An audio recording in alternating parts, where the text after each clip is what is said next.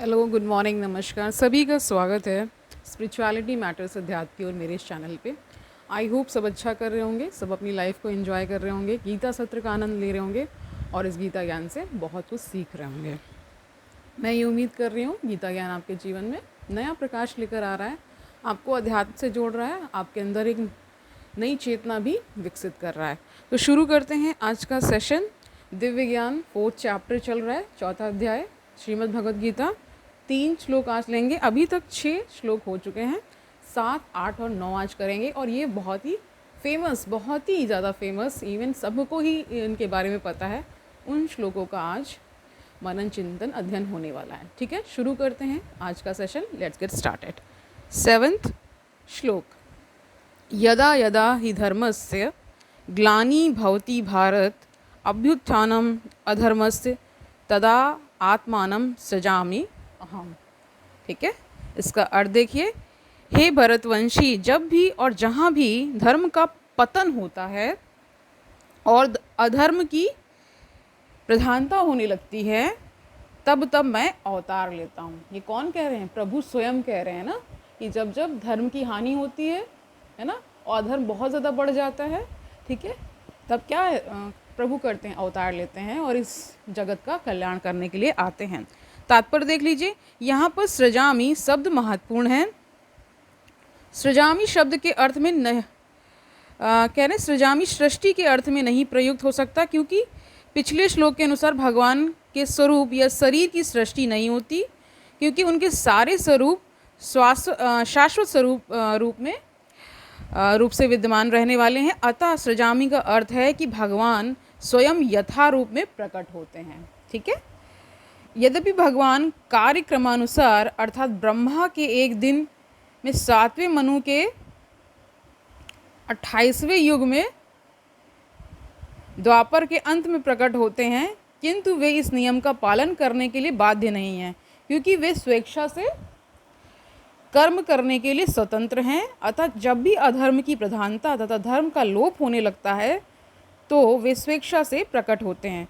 धर्म के नियम वेदों में दिए हुए हैं, और यदि इन नियमों के पालन में कोई त्रुटि आती है तो मनुष्य अधार्मिक हो जाता है। श्रीमद् भागवत में बताया गया है कि ऐसे नियम भगवान के नियम हैं, केवल भगवान ही किसी धर्म की व्यवस्था कर सकते हैं। वेद भी मूलतः ब्रह्मा के हृदय में से भगवान द्वारा उच्चरित माने जाते हैं, अतः धर्म के नियम भगवान के प्रत्यक्ष आदेश हैं।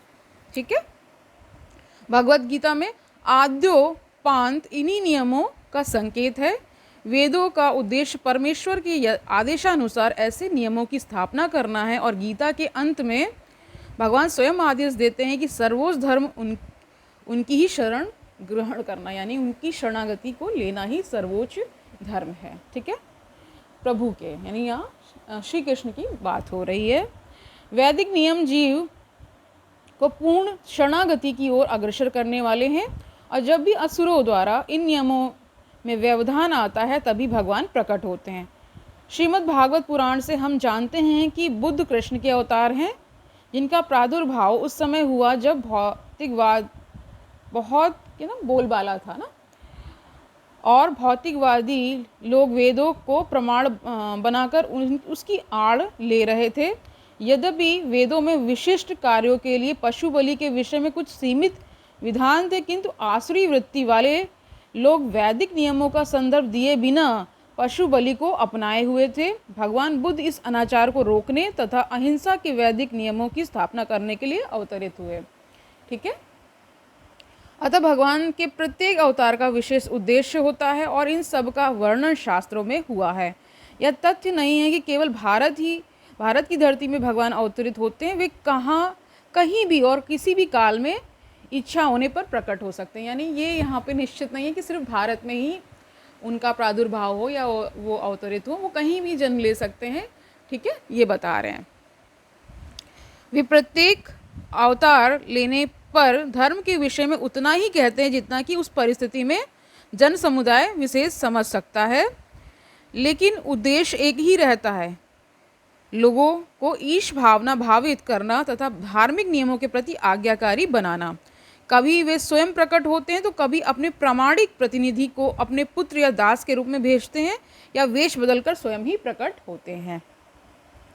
भगवत गीता के सिद्धांत अर्जुन से कहे गए थे, अतः वे किसी भी महापुरुष के प्रति हो सकते थे, क्योंकि अर्जुन संसार के अन्य भागों के सामान्य पुरुषों की अपेक्षा अधिक जागरूक था। 2 और 2 मिलकर 4 होते हैं। यह गणितीय नियम प्राथमिक कक्षा के विद्यार्थी के लिए उतना ही सत्य है जितना कि उच्च कक्षा के विद्यार्थी के लिए ना। तो भी गणित उच्चतर तथा निम्न स्तर का होता है। अतः भगवान प्रत्येक अवतार में एक जैसे सिद्धांतों की शिक्षा देते हैं जो परिस्थितियों के अनुसार उच्च या निम्न प्रतीत होते हैं। जैसा कि आगे बताया जाएगा, धर्म के उच्चतर सिद्धांत चारों वर्णाश्रमों को स्वीकार करने से प्रारंभ होते हैं। अवतारों का एकमात्र उद्देश्य सर्वत्र कृष्ण भावनामृत को उद्बोधित करना है। परिस्थिति के अनुसार यह भावनामृत प्रकट तथा अप्रकट होता है। 8वां श्लोक देखिए, परित्राणाय साधूनां विनाशाय च दुष्कृतां धर्म संस्थापन अर्थाय संभवामी युगे युगे। ये भी देखिए श्लोक बहुत ही फेमस है, बहुत ही चर्चित श्लोक है और इसके बारे में जानते हैं। इसका अर्थ देखिए, भक्तों का उद्धार करने, दुष्टों का विनाश करने तथा धर्म को फिर से स्थापित यानी स्थापना करने के लिए मैं हर युग में प्रकट होता हूँ। इसका तात्पर्य देखिए, भगवत गीता के अनुसार साधु यानी पवित्र पुरुष, ठीक है, कृष्ण भावना भावित व्यक्ति हैं। अधार्मिक लगने वाले व्यक्ति में ये भी यदि पूर्ण कृष्ण चेतना हो तो उसे साधु समझना चाहिए। दुष्कृताम उन व्यक्तियों के लिए आया है जो कृष्ण भावनामृत की परवाह नहीं करते। ऐसे दुष्कृताम या उपद्रवी, मूर्ख तथा अधम व्यक्ति कहलाते हैं, भले ही वे सांसारिक शिक्षा से विभूषित क्यों न हो। इसके विपरीत यदि कोई 100% कृष्ण भावनामृत में लगा रहता है तो वह विद्वान या सुसंस्कृत ना भी हो, फिर भी वह साधु माना जाता है। समझ गए? ठीक है। जहाँ तक अनिश्वरवादियों का प्रश्न है, भगवान के लिए आवश्यक नहीं कि वे इनके विनाश के लिए उस रूप में अवतरित हों जिस रूप में वे रावण तथा कंस का वध करने के लिए हुए थे। भगवान के ऐसे अनेक अनुचर हैं जो असुरों का संहार करने में सक्षम हैं, किंतु भगवान तो अपने उन निष्काम भक्तों को तुष्ट करने के लिए विशेष रूप से अवतार लेते हैं जो असुरों द्वारा निरंतर तंग किए जाते हैं। असुर भक्त को तंग करता है, भले ही वह उसका सगा संबंधी क्यों ना हो। यद्यपि प्रहलाद महाराज हिरण्यकश्यपु के पुत्र थे, किंतु तो भी वे अपने पिता द्वारा उत्पीड़ित थे। ये तो कहानी सबको पता है, ठीक है। इसी प्रकार कृष्ण की माता देवकी यद्यपि कंस की बहन थी, किंतु उन्हें तथा उनके पति वसुदेव को इसलिए दंडित किया गया था क्योंकि उनसे कृष्ण को जन्म लेना था। अतः भगवान कृष्ण मुख्यतः देवकी के उद्धार करने के लिए प्रकट हुए थे, कंस को मारने के लिए नहीं। किंतु ये दोनों कार्य एक साथ संपन्न हो गए। अतः यह कहा जाता है कि भगवान भक्त का उद्धार करने तथा दुष्ट असुरों का संहार करने के लिए विभिन्न अवतार लेते हैं। ठीक है। अवतार अथवा ईश्वर का अवतार भगवत धाम से भौतिक प्राकट्य हेतु होता है। ईश्वर का वह विशिष्ट रूप जो इस प्रकार अवतरित होता है अवतार कहलाता है। ऐसे अवतार भगवत धाम में स्थित रहते हैं। जब वे भौतिक दृष्टि में उतरते हैं तो उन्हें अवतार कहा जाता है। अवतार कई तरह के होते हैं, यथा पुरुषावतार, गुणावतार, लीला अवतार, शक्त्यावेश अवतार, ठीक है, मनवंतर अवतार तथा युगा अवतार ना। इन सब का इस ब्रह्मांड में क्रमानुसार अवतरण होता है, किंतु भगवान कृष्ण आदि भगवान हैं और समस्त अवतारों के उद्गम हैं। भगवान श्री कृष्ण शुद्ध भक्तों की चिंताओं को दूर करने के लिए विशिष्ट प्रयोजन से अवतार लेते हैं, जो उन्हें उनकी मूल वृंदावन लीलाओं के रूप में देखने के लिए उत्सुक रहते हैं। ठीक है। अतः कृष्ण अवतार का मूल उद्देश्य अपने निष्काम भक्तों को प्रसन्न करना, यानी प्रभु अवतार भी किसके लिए देते हैं? अपने भक्त की रक्षा करने के लिए। अपने भक्त का एक तरह से दर्शन तो देते ही हैं, साथ साथ में क्या होता है, जो लोग उनको तंग कर रहे होते हैं उनके भक्तों का, उनका संहार करने के लिए भी आते हैं। ठीक है। भगवान का वचन है कि वे प्रत्येक युग में अवतरित होते रहते हैं। इससे सूचित होता है कि वे कलयुग में भी अवतार लेते हैं। जैसा कि श्रीमद् भागवत में कहा गया है कि कलयुग के अवतार भगवान चैतन्य महाप्रभु हैं, जिन्होंने संकीर्तन आंदोलन द्वारा कृष्ण पूजा का प्रसार किया और पूरे भारत में कृष्ण भावनामृत का विस्तार किया। उन्होंने यह भविष्यवाणी की कि संकीर्तन की यह संस्कृति सारे विश्व के नगर नगर तथा ग्राम ग्राम में फैलेगी।